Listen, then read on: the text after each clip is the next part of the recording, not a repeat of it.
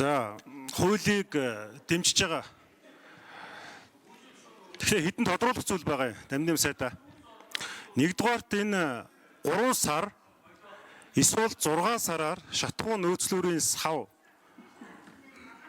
одоо бүтээхэд бий болгоход ямар хугацаа бас ямар өртөг энд одоо яг зах зээлийн үнэлгээгээр шаардлагаж байгаа вэ? Нэг.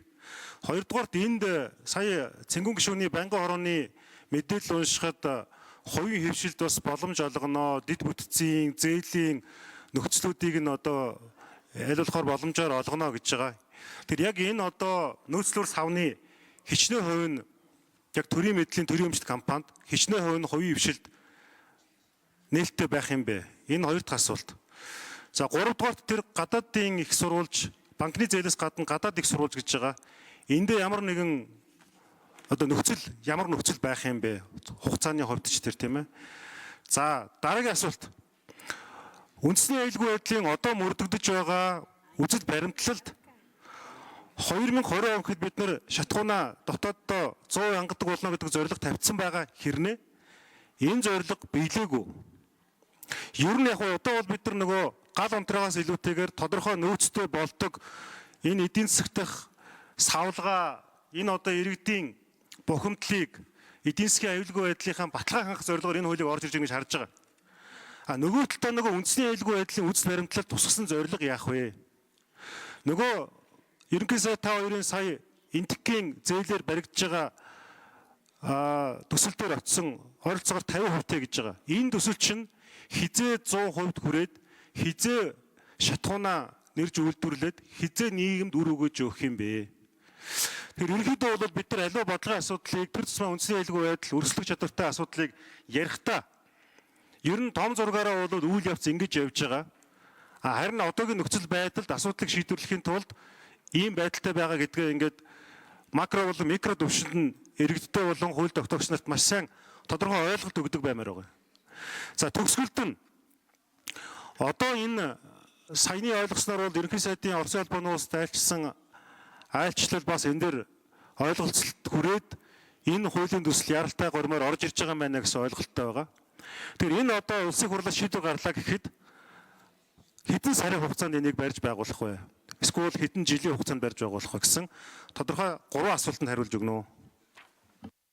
За Эрдэнэ улс гишүүний асуултанд хариулъя. Монгол Улсын засгийн газрын үйл ажиллагааны төлөвлөгөөн дээр бид 3-6 сарын шатхууны хэрэглээг бүрэн хангаж хадгалдаг болно гэсэн зорилго тавьсан байдаг. За энэ зорилгын хүрээнд бол бид нэр юу яасан байгаа. За одоогийн байдлаар бол бидний савны хүчин чадал нөөцийн хэмжээ бол дийлэхгүй.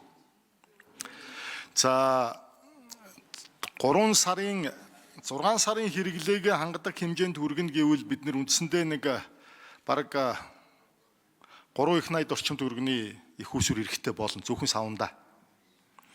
За 1 сарын хэрэглээний нөөцөө хадгалж чаддаг савтаа болно гэдэг нь 200 мянган орчим тонны нөөц хадгалдаг болно гэсэн үг. 200 мянган орчим тонны нөөц хадгалдаг савыг барихад 500 тэрбум орчим төгрөгийн их усүр хэрэгтэй. За энийг бол аж ахуйн нэгжүүд 1.5-аас 2 жилийн хооронд барина. За нэгдүгээр асуулт энэ. Хоёрдугаарт нөөц сав ер нь манай улс 1990 онд ардчилсан тогтолцоос шилжсэн цагаас хойш энэ салбар тэр жигтэй хувийн хвшлийн нуруунд дээр явж байгаа. Тэгэхээр манай улсад төрийн эзэмшлийн нөөцийн сав гэдэг ойлголт бол одоо батлан хамгаалах салбараас бусдад онцгой байдлын салбараас бусдад бол багхгүй. Үндсэндээ бараг 100% хувийн хвшилтээр явж байгаа гэж ойлгох хэрэгтэй. За төрийн өмч байх үед бол энэ шатхууны ууршилт гээд одоо бусад асуудлуудаас болоод энэ хулгай зэлгийн асуудлууд маш их явдаг байсан юм байна. Тэгээ хувийн хвшил бол энийг одоо менежментээр бүтэн ингээд аваад явж байгаа. Манай уул уурхай үйлдвэрлэл нэмэгдэж байгаатай холбоотойгоор бид ерөөсөө одоо жилдээ 20% өсөлттэй хэрэглээтэй болчиход байгаа юм. Тэгэхээр бид бол одоо савныхаа хэрэгцээг нэмэгдүүлэх аж ахуй нэгжүүдэд, хувийн хвшлийн аж ахуй нэгжүүдэд зээл гаргаж тэдний одоо энэ улсынхаа хүчин чадлыг нэмэгдүүлэх чиглэлээр л одоо авч байгаа арга хэмжээ гэж ойлгоход болно. За үндэсний аюулгүй байдлын одоо зорилго дээр одоо байдаг дотоодоос хангадаг болно гэсэн энэ зорилгын гол одоо урт хугацааны ажил маань бол энэ Дорноговь аймгийн Алтан ширээ суманд баригдаж байгаа нефть боловсруулах үйлдвэр. Нефть боловсруулах үйлдвэрийн маань ажил сая одоо 50% хүрсэн явж байгаа. Бид 2027 оны эхний хагас жилд багтааж дуусгана. За энэ үйлдвэр дуусснаар бүтэн одоо ашиглалтанд орсноор бол бид нэг зарим бүтээгдэхүүнийхээ 50%-ийг, зарим бүтээгдэхүүнийхээ 70%-ийг дотооддоо боловсруулж хэрэгжилж чаддаг болох юм.